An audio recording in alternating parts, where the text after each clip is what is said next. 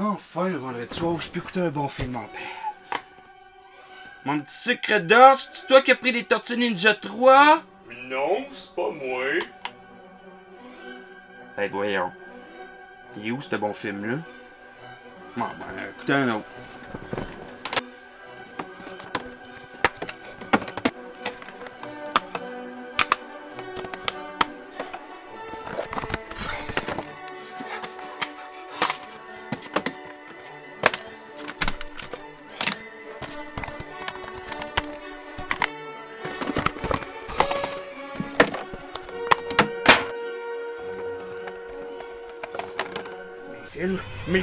Mes films! Hein? Oui, mais ma porte! C'est qui ça? Qu'est-ce que c'est ça encore? Fléau Internet, besoin d'aide, bla bla bla, relique. Comment ça t'as kidnappé mes mauvais films? Rejoins-moi dans mon repère. Hey man, attends un peu que j'arrive, gros. Bonjour chers moussaillons et moussaillons et bienvenue encore une fois dans mon salon. Aujourd'hui, nous allons traiter d'un bijou du cinéma québécois et ce, tout genre confondu. Et je défie quiconque qui veut me dire le contraire. Oui, aujourd'hui on traite d'une œuvre qui va bientôt fêter ses 25 ans, Mathusalem, film québécois sorti le 17 décembre 1993 et réalisé par Roger Quentin. Aujourd'hui on sort le rhum, on sort la bière et on mange des nouilles. Oh que oui, aujourd'hui on rentre dans une aventure magique, rocambolesque, remplie de policiers, de linge des années 90 et de pirates. Oh que oui! Et oui, encore une fois, nous allons naviguer ensemble sur la mer des films québécois. Embarquez avec moi sur la goélette dans mon salon. Allez hop, prêt à l'aventure. Souquez les Artémuses! En plus, ça veut rien dire, souquer les Artémuses. Ah, c'est ça, je me disais aussi.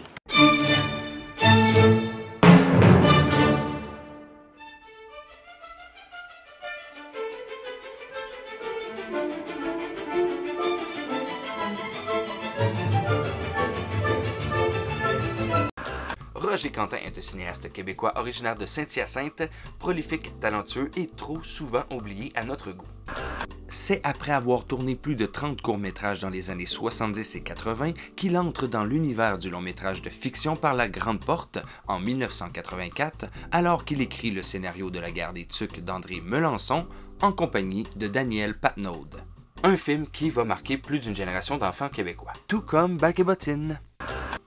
Son début de carrière en tant que réalisateur commence en 90 avec Le Candide Simon Les Nuages, suivi en 91 avec le film L'assassin qui jouait du trombone, puis en 93 avec notre film d'aujourd'hui Mathusalem. C'est en 97 qu'il y va avec un doublé en sortant La Vengeance de la femme en noir et Mathusalem 2, le dernier des Beauchesnes. En 2001, c'est au tour de la très attendue forteresse suspendue de faire son apparition, ainsi que Xavier Dolan, oui. Maudit, grelot! Le ballon était pas assez proche. Va pas te faire rater! Et c'est seulement 8 ans plus tard qu'il nous revient en 2009 avec Un cargo pour l'Afrique, un film parfait et très sensible. Je tiens ici à souligner que la plupart des films de Roger Quentin sont connus mondialement et que certains d'entre eux ont été traduits en plusieurs langues. Car oui, le talent d'ici est souvent reconnu ailleurs. By the way, pour ceux qui n'étaient pas au courant, Mathusalem est le deuxième film d'une trilogie composée des films Simon les Nuages, sorti en 90, Mathusalem, sorti en 93, Mathusalem 2, le dernier des Beauchesnes, sorti en 97. Très certainement la seule trilogie fantastique québécoise existante, et je vous la recommande chaudement à vous et à vos enfants. Donc, on va parler d'un film québécois. Oui. Qui fait officiellement partie d'une trilogie. Oui.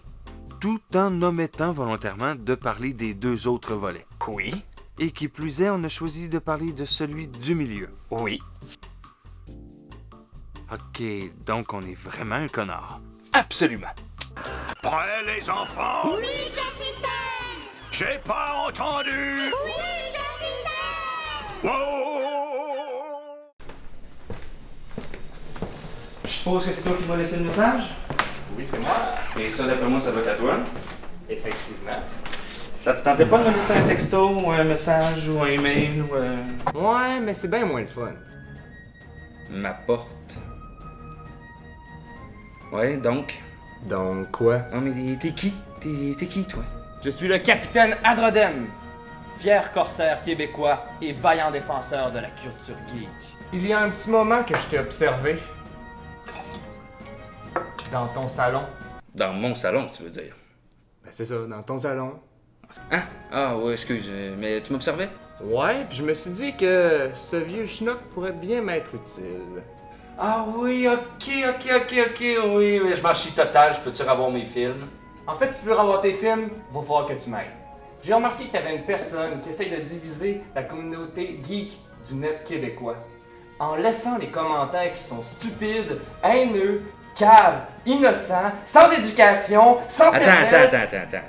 C'est pas tout le monde qui fait ça? Gros. Je suis sûr et certain qu'il y a une seule personne qui est responsable de tout ça puis qui nous contrôle tous. Quand quelqu'un poste un commentaire haineux en dessous d'une vidéo, c'est lui qui le contrôle, j'en suis sûr. Ouais. Donc pour régler ce problème, je dois trouver une relique très puissante. Et j'ai besoin de ton aide pour la récupérer. Une relique? Une relique. Une relique? Une relique. Une relique? Une relique. Une relique? Une relique. Genre relique ketchup moutarde? Sérieux? Le film commence donc avec une mise en situation des plus parfaites, nous présentant immédiatement l'un des personnages principaux, Philippe de Beauchesne, interprété par Marc Labrèche. Véritable légende artistique vivante du Québec, tout ce qu'il touche se transforme en succès. Que ce soit La fin du monde est à 7 heures, Le cœur a ses raisons ou bien les nombreux films à son actif, Marc Labrèche est un acteur et un comédien incontournable. Point barre. Le personnage Philippe de Beauchesne est visiblement seul, abandonné, que l'on présuppose ayant une tendance vers l'alcool. Mais on ne reste pas longtemps avec lui, oh que non, car nous retrouvons assis dans un poste de police, entouré d'agents de la paix, Olivier Saint-Pierre, interprété par Émile Proulx-Cloutier. Premier rôle principal de sa carrière, et il est déjà à l'époque un jeune homme rempli de talent. Et by the way, vous pouvez le retrouver dans son tout récent rôle dans La Bolduc. Olivier donc qui s'est retrouvé embarqué dans une histoire impossible à concevoir pour les policiers, qui lui redemandent sans cesse de répéter son histoire encore et toujours, jusqu'à ce qu'il se trompe. On comprend donc ici que nous allons suivre tout le long du film une histoire racontée par Olivier aux policiers. Olivier se plie donc aux exigences des policiers et recommence à raconter son histoire qui débute dans sa classe où il aperçoit pour la première fois par la fenêtre Philippe de Beauchesne en train de combattre 3 autres pirates, j'ai nommé El Diablo, El Cachipora et El Moribondo. Par son inattention en classe, il fait punir 2 autres élèves, Benoît Pinchot, interprété par Maxime Collin, et Claude Petit, joué par Jode Léveillé-Bernard, qui font bien comprendre à Olivier qu'après les cours, ce sera sa fête. Et bon, tout bonnement, c'est effectivement le jour de son anniversaire.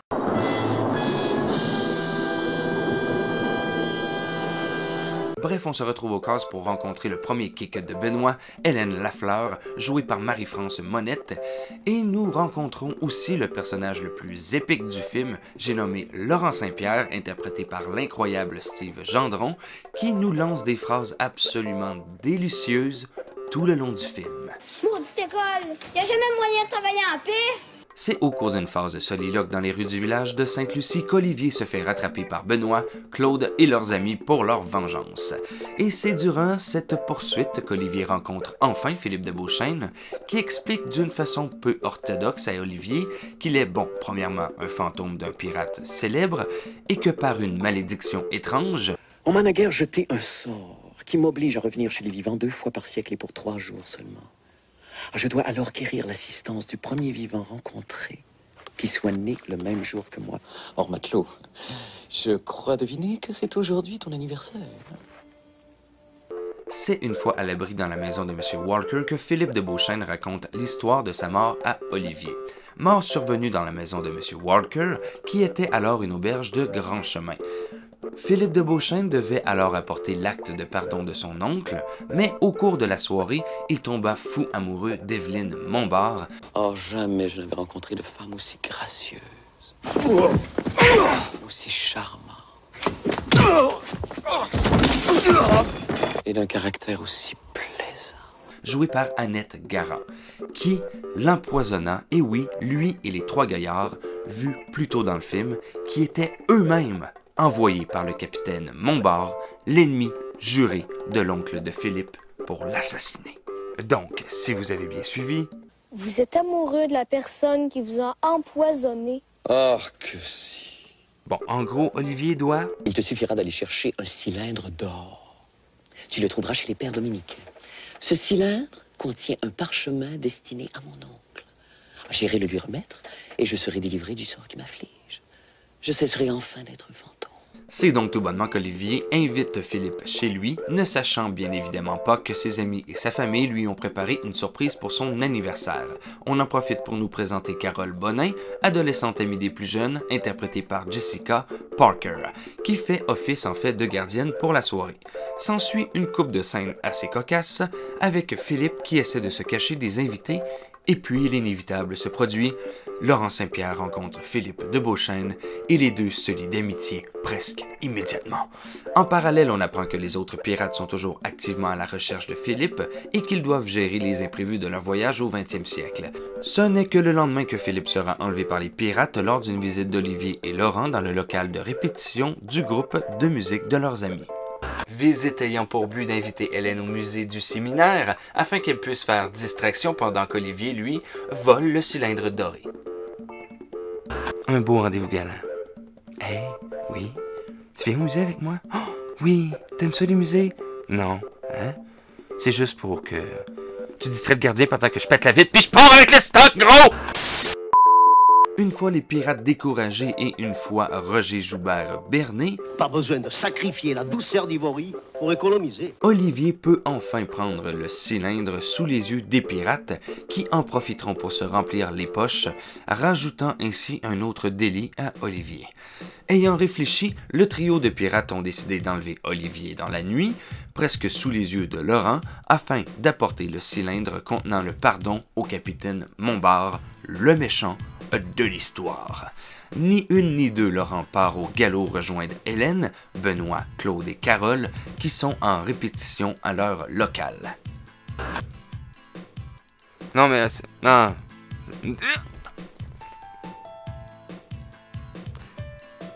C'est l'élément cocasse du film. Donc, Laurent leur raconte l'enlèvement d'Olivier et c'est tous ensemble qu'ils partent à son secours. C'est tous ensemble qu'ils forcent l'entrée de la chambre secrète de Philippe et c'est tous ensemble qu'ils découvrent le passage vers le monde des pirates.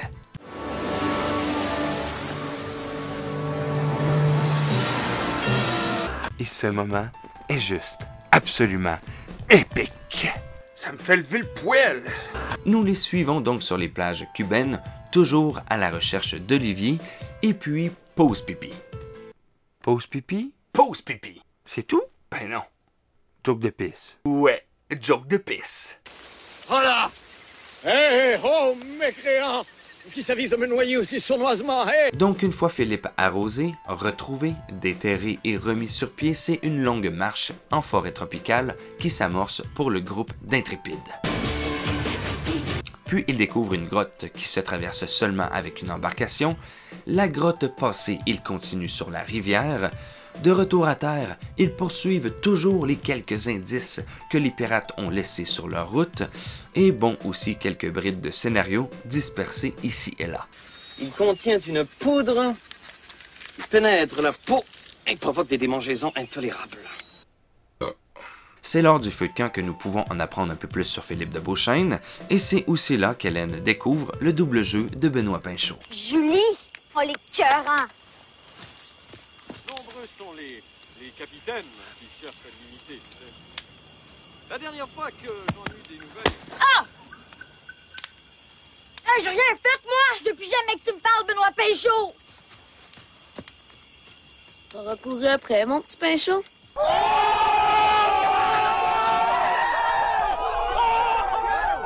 C'est donc le lendemain que la petite troupe se retrouve face à une population furieuse et paniquée d'un village incendié par les pirates. Bombar, ese asesino. Miren nuestras casas, los niños, esto no puede quedarse impune. Sí, fueron malos y caballeros.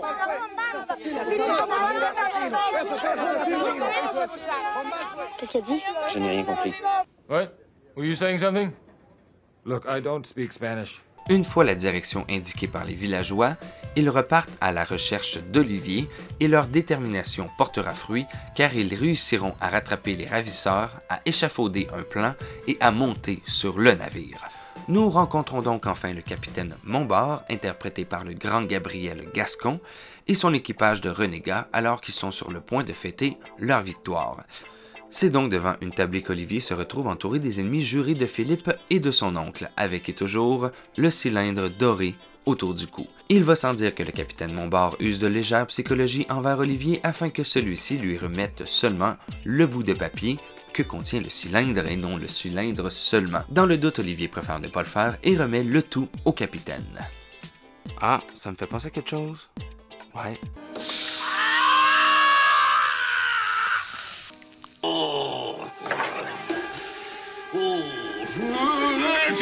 Ah tiens, son jeu d'acteur gentil versus méchant me fait beaucoup penser à Hook. Donc séquence potentiellement violente qui est interrompue par demoiselle Evelyne Montbard, fille du capitaine, qui entre avec un gâteau de fête et en profite pour avertir Olivier qu'il est en danger. Non, sérieux? C'est au même moment que Philippe revoit enfin sa bien-aimée par la fenêtre. Pas le temps de s'énerver pour une fille.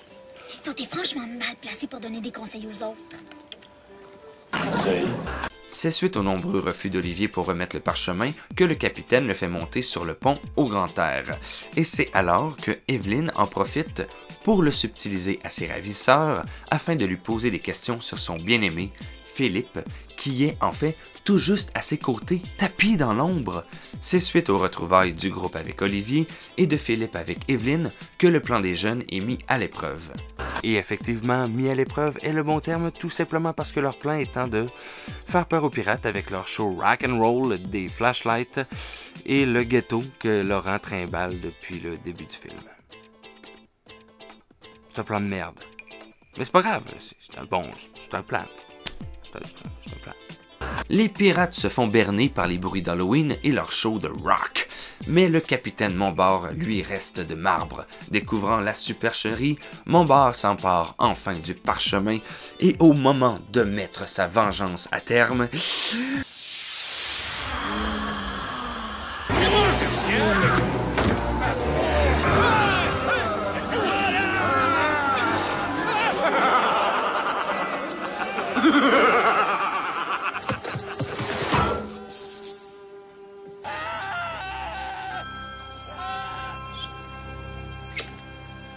Enfin, Olivier peut remettre le parchemin à Philippe et s'ensuit la scène d'adieu avec un petit cadeau que Philippe laisse à Laurent.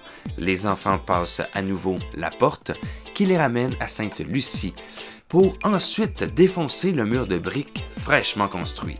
Nous retrouvons donc pour une dernière apparition à l'écran Philippe de Beauchesne et demoiselle Evelyne qui remettent enfin le parchemin à l'oncle de Philippe. Et puis, nous sommes de retour au poste, où les policiers, toujours aussi sceptiques, n'ont pas d'autre choix que de croire cette histoire devant le butin que Laurent amène afin de payer la caution pour libérer tous ses amis. Boum, bim, bam. Et voilà, tout finit bien. C'était sûr, en fait, que c'est un film pour enfants. On va pas faire crever tous les personnages à la fin. On n'est pas dans Game of Thrones. Donc, ça, c'est la map du web québécois. Oh wow, un crise de beau bordel, ça. Ouais, mais les débuts datent quand même de février 2005. Oh, ok, il y a du village. Et la relique dans tout ça, elle est où? Donc, selon la carte, la relique devrait se situer juste... ici. Ok! J'ai une petite question pour toi. Veux-tu m'expliquer comment une relique va pouvoir nous aider à éliminer les commentaires de marde sur Internet? Aucune idée, mais il y a quelqu'un qui m'a dit que ça prenait cette relique-là pour mettre fin à ce fléau. Ben, ça nous aide pas ben. Et nous, on est où sur la map? Alors, nous autres, on est juste... ici. Ok, ouais. T'es au courant qu'on n'a pas le métro à Québec? Ouais. On est peut-être mieux de partir tout de suite, hein? Ouais. Par quoi commencer? Oh oui, Mathusalem. Excusez, j'ai déjà demandé qu'on fume pas. C'est un édifice du gouvernement ici, c'est pas permis. Est rempli. C'est simple. Nous autres, les filles, faut faire comprendre aux gars qu'on est plus fines qu'eux. Mais comment? Tu crèves les yeux puis on n'en parle plus. De moments. Et les lions, ça me connaît, j'en ai tellement chassé au Mexique. Ben voyons, y a pas de lion au Mexique. Les plus épiques. Il y en a plus maintenant. Les uns des autres. Quand on empêche un artiste de travailler, c'est toute l'humanité qui s'appauvrit. Saviez-vous ça?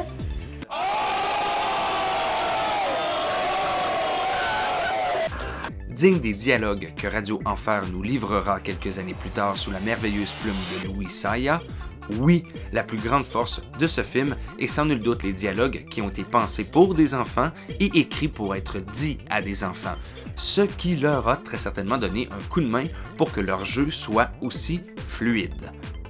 Parce qu'il faut absolument parler de leur jeu. Que ce soit Émile Proucloutier, Marie-France Monette ou les autres, chaque enfant nous donne clairement le meilleur de leur jeu et c'est souvent surprenant. Et ce n'était très certainement pas facile pour la plupart d'entre eux d'être à la hauteur des attentes de Roger Quentin, mais ils ont tous réussi avec brio à bien posséder leur personnage. Chère petite clique de Mathusalem, c'est au nom de beaucoup d'enfants des années 90 que je me permets aujourd'hui de vous dire merci. Merci de nous avoir fait voyager avec ce fabuleux film. Merci d'avoir doté le cinéma québécois de cette perle. Merci, sincèrement, on a tous voulu ouvrir une porte comme celle-ci. Aurais-je oublié quelqu'un? Ah oui! Si vous prétendez être fan de Marc Labrèche et que vous n'avez jamais vu ce film, ce serait peut-être le temps de le faire. Sérieux. Si vous aimez le jeu de Marc Labrèche dans son émission Le cœur a ses raisons, eh bien vous devriez savoir qu'il s'est sans nul doute inspiré du rôle de Philippe de Beauchesne. Oui, une des choses qui clash solide dans le film, c'est entendre Marc Labrèche parler un français fin 19e avec des enfants s'exprimant souvent en joual. C'est un pur plaisir cinématographique, c'est extrêmement drôle. Chaque phrase de Marc Labrèche est jouée dans l'allégresse, chaque enlignement de mots est un pur moment de perfection, et sachez que c'est ce rôle qui a fait réellement décoller la carrière de Marc Labrèche en tant qu'acteur au cinéma, même si notre génération le connaissait déjà avec son rôle mémorable du prof Boff dans les 100 watts. Je voulais changer, mais j'aime pas ça, je vais revenir à mon début. Bref, on croit que c'est un rôle qui a joué d'une influence importante dans la carrière de Marc Labrèche, qui a malheureusement fait qu'une vingtaine de films, ce qui est très étonnant quand on prend son immense talent en considération. Son refus de copuler m'a forcé à m'isoler dans les toilettes pour être intime avec moi-même.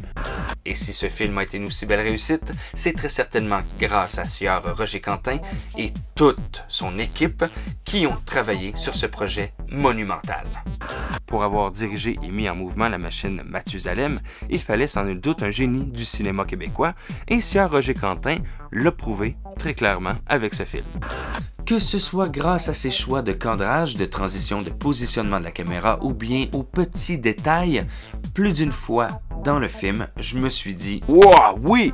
Ça, c'est le genre de choses qu'on voit encore aujourd'hui et ça fonctionne toujours, toujours. » Comme par exemple cette séquence qui peut paraître banale de nos jours, mais elle a été tournée en 1993 au Québec.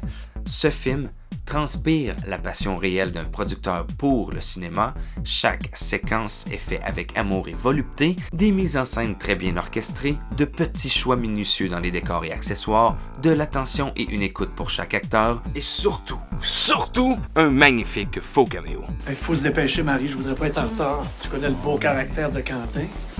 De plus pour les malins qui ont vu le film, une scène au début a très certainement dû vous titiller.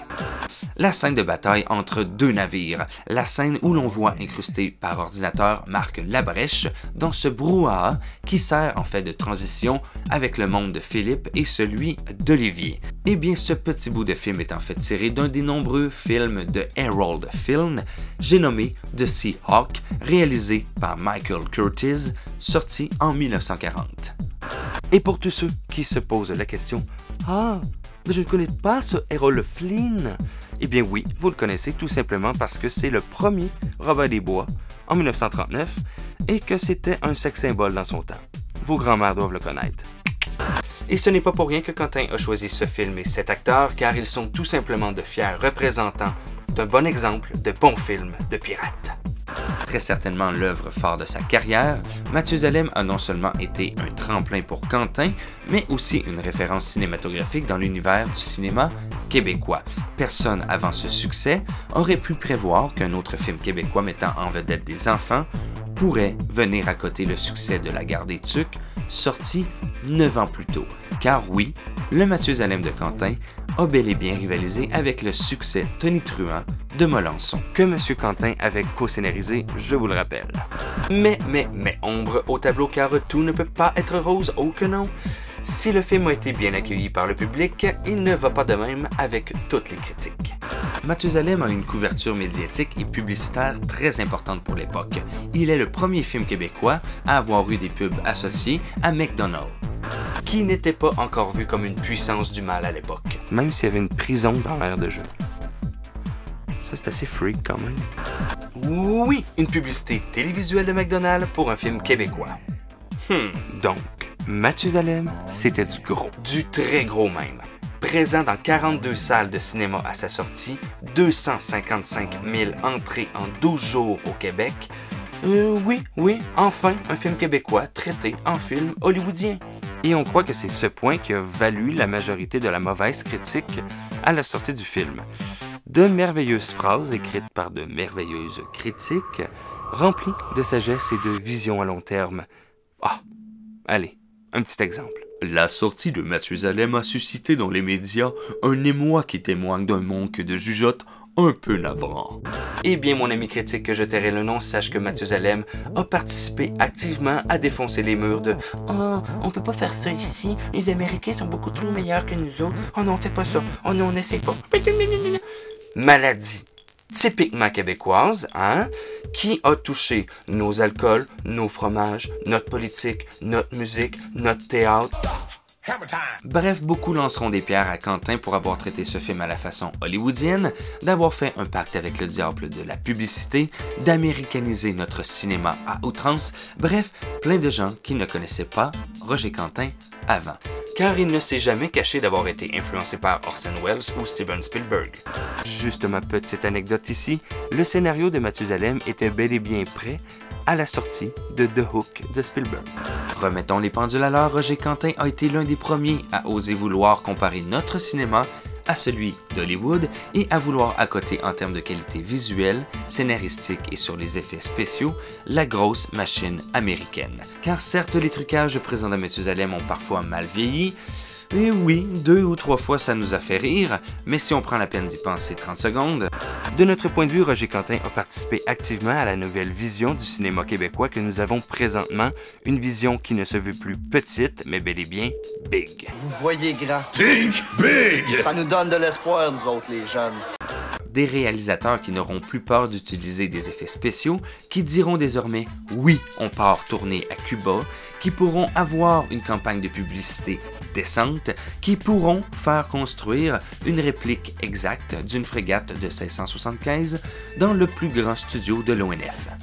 Déjà en 93, c'est très clair dans la tête de Roger Quentin, le cinéma québécois pourra un jour rivaliser avec celui de nos voisins d'en dessous, et peut-être voir même certains de nos films nominés aux Oscars. Incendie de Denis Villeneuve, Monsieur Lazare de Philippe Falardeau et Rebelle de Kim Nguyen. Et pourquoi pas, bon, voir peut-être même en gagner un avec les invasions barbares du génialissime Denis Arcand. Mais sommes-nous en train de dire que Roger Quentin a peut-être déposé les premiers pavés d'une spécialisation provinciale dans les effets numériques reconnus mondialement? Oui, je le dis tout fort, il a littéralement défoncé les portes à grands coups de bélier! Avec un truc là, pour enfoncer les portes. Un bélier. Non mais pour enfoncer les portes. Oui, un bélier. Un bélier, c'est un bélier est une arme. Donc, que ce soit par amour du cinéma québécois, par amour de Marc Labrèche, par amour des pirates ou par dévotion envers notre sainteté nouillesque, vous devez revoir ce film, ou le voir, ou le re-revoir, ou le voir, voir et revoir et revoir. Penses-tu que c'est ce coffre-là? Man, sérieux, ça fait 3 heures qu'on cherche. C'est mieux d'être ça, c'est le seul coffre aux alentours. C'est vrai. Ben, ça doit être lui d'abord.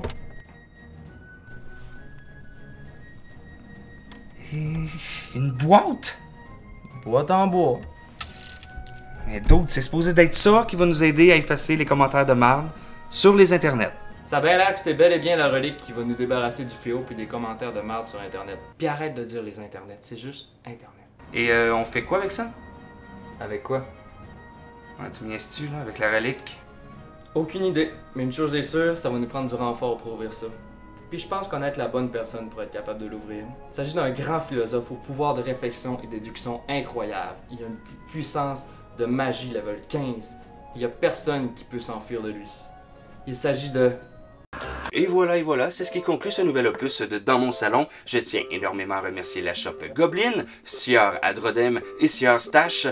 Et tant qu'à moi, eh bien, j'espère que vous avez apprécié cet épisode. Et si tel est le cas, eh bien, vous pouvez toujours l'indiquer grâce au fameux pouce bleu. Vous pouvez aussi vous abonner tout en clochetant votre geste. Et je tiens à vous annoncer que je serai présent à l'Animaracon les 8 et 9 septembre prochains à Sherbrooke et oui, à l'Hôtel Delta. Et j'en suis très fier. Merci de l'invitation. Et... Hein, vous pensez que c'est un fige? Ben non, je tiens à vous dire, vous seriez toujours les bienvenus dans mon salon, et la prochaine fois, ça se pourrions que ça serions un hors-série.